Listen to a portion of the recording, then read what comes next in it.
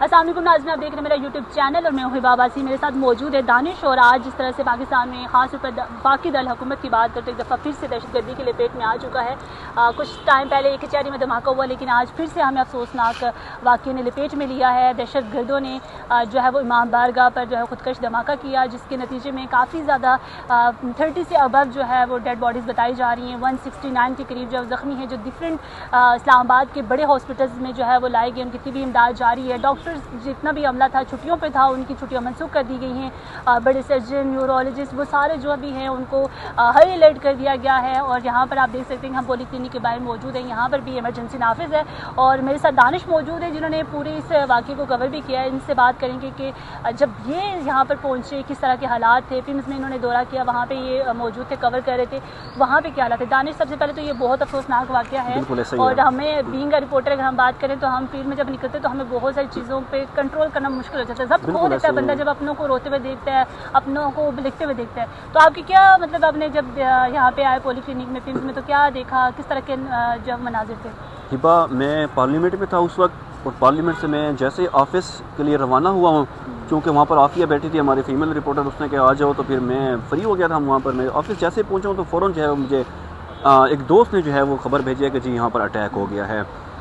सो मेरे उस वक्त लिटरली जो हाथ है वो कांपने लग गए थे। ये नहीं है कि अटैक का सुनकर, ये सुना है कि इमाम बारगाह में खुद कुछ धमाका हुआ है। अच्छा, मेरा ताल्लुक डेरा इस्माइल खान से है, और हमारी तरफ ये जो वाक़यात है ना, इतने ज़्यादा हुए हैं, इतने ज़्यादा हुए हैं इमाम बारगाह में कि आपकी सोच है। बट ये कोई मतलब मेरे लिए कोई फर्स्ट टाइम नहीं था कि मैं ये वाक़या सुन रहा हूँ। मैंने जैसे उसके बाद जो मेरे पास फुटेज आई, आई स्वेयर मेरे ना हाथ उस वक्त ना कांपने लगे। मुझसे एक टिकर्स तक जो है वो नहीं बनाया जा रहा था कि मैं टिकर्स जो है वो कैसे बनूँ। ये वो मुझे ऑफिस में फ़ौरन मूव कराया। मैं उसके बाद पहले गया पीम्स हॉस्पिटल गया, और तकरीबन जैसे ही हम पहुंचे तो फ़ौरन एम्बुलेंसेज का आना जो है वो शुरू हो गया। और लिटरली जो हमारी जो हार्ट बीट है वो बहुत ही तेज़ हो गया। एम्बुलेंसेज को देखकर, हमने खून को देखा, चूँकि हम रिपोर्टर हैं, हम हर सूरत हाल में जो है वो हम चीज़ों को हम चीज़ों को देख लेते हैं, बट हम उस लिखते नहीं है कि हमारी हिम्मत ही नहीं होती। आज वो है, कल हम होंगे, वो भी हमारे लोग हैं।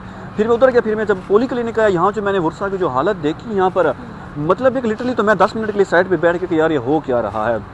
और फिर उसके बाद तफरी वाला माहौल था। पीम्स हॉस्पिटल में तकरीबन 100 के करीब जो है वो लोग लाए गए हैं। 32 वहाँ पर डेड बॉडीज़ थी, वहाँ पर ज़ख्मी थे। पॉलीक्लिनिक में भी 5 डेड बॉडीज़ हैं, 30 ज़ख्मी हैं। चकशदार में हॉस्पिटल है, वहाँ पर भी 31 ज़ख्मी हैं। ओवरऑल अगर मैं सिंपल इसको नटशल मुख्तसर में ये बताऊँ कि इस वाक़े के बाद ना मतलब ये कि अब ये मैं ये नहीं कह रहा कि मैं यहाँ पर सेफ़ हूँ या नहीं हूँ। मतलब एक बात थी कि इस्लामाबाद आप जाएंगे तो आप सेफ़ होंगे। कराची के लोग इस्लामाबाद शिफ्ट हुए हैं, सारी दुनिया के लोग इस्लामाबाद शिफ्ट हुए हैं। और सबसे बड़ी बात यह है कि लैक ऑफ सिक्योरिटी भी कह सकते हैं।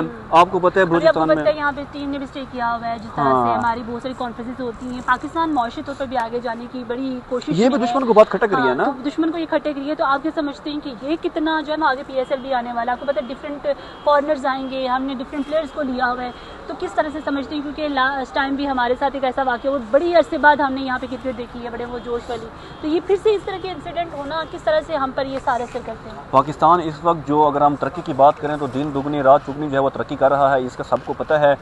इंडिया आपको पता है हमारा दुश्मन भी है, और एक बुज़दिल दुश्मन है। और हमें पता है कि इस वाक़े के पीछे इंडिया और अफगानिस्तान दोनों का हाथ है। और ऐसी बुज़दिलाना कार्रवाइयाँ, मसाजिद में धमाके, ये इंडिया और अफगानिस्तान ही करवा सकते हैं, और कोई भी नहीं करवा सकता। बलूचिस्तान में पाकिस्तान आर्मी ने किस तरह जवाब दिया, क्रिकेट के मैदान में किस तरह जवाब दिया। मोहसिन नकवी की वो बात उनको खटक रही है, उनको समझ नहीं आ रही कि वो पागल हो गए हैं। वो वर्ल्ड कप में वो पागल हो गए हैं कि उनको समझ नहीं आ रहा क्या करें। अब उन्होंने यही करना है, लेकिन इसमें यह है कि हमारी सिक्योरिटी जो फोर्सेज हैं, हाँ, हमारी सिक्योरिटी फोर्सेज को चाहिए कि ये बहुत बड़ा लैक ऑफ सिक्योरिटी था। मतलब इतना बड़ा था कि हम क्या बहस करें। मतलब इमाम बारगाह, सबको पता है कि इमाम बारगाह जो है वो सेंसिटिव जगह है, और यहाँ पर हाँ आप यहाँ पर सिक्योरिटी नहीं है, ये है वो है। तो ये मैं इस पर अफसोस ही कर सकता हूँ, और मेरे पास अल्फाज नहीं है, क्योंकि जो चीज़ें हम अभी देख चुके हैं वो हिम्मत ही नहीं है कि हम उसके ऊपर बात करें। बिल्कुल ऐसा ही है। और इसी अफसोसनाक वाक़े के साथ हम आपसे इजाज़त भी चाहेंगे। दिल मतलब बुझ सा गया है, और इसके बाद जो है वो ये शहर वीरान लगना शुरू हो जाता है जब कोई इस तरह का वाक़या या इंसिडेंट देखते हैं हम। क्योंकि हम वो लोग हैं, हम चाहते हैं कि मतलब ये हरा भरा रहे, मुल्क भी हरा भरा रहे। हम जब इस तरह के वाक़यात देखते हैं तो हम जितने मर्जी स्ट्रॉन्ग दिल के हो ना, तो हमारे वो ज़ब्त जो है वो टूट जाता है। तो अल्लाह ताला सबका जो है वो हिफाजत करे सबकी, और इस मुल्क पर जो है वो कोई आंच ना आने दे। पाकिस्तान जिंदाबाद। मुझे दे इजाज़त, मिलेंगे किसी और ब्लॉग में, तब तक के लिए अल्लाह हाफ़िज़।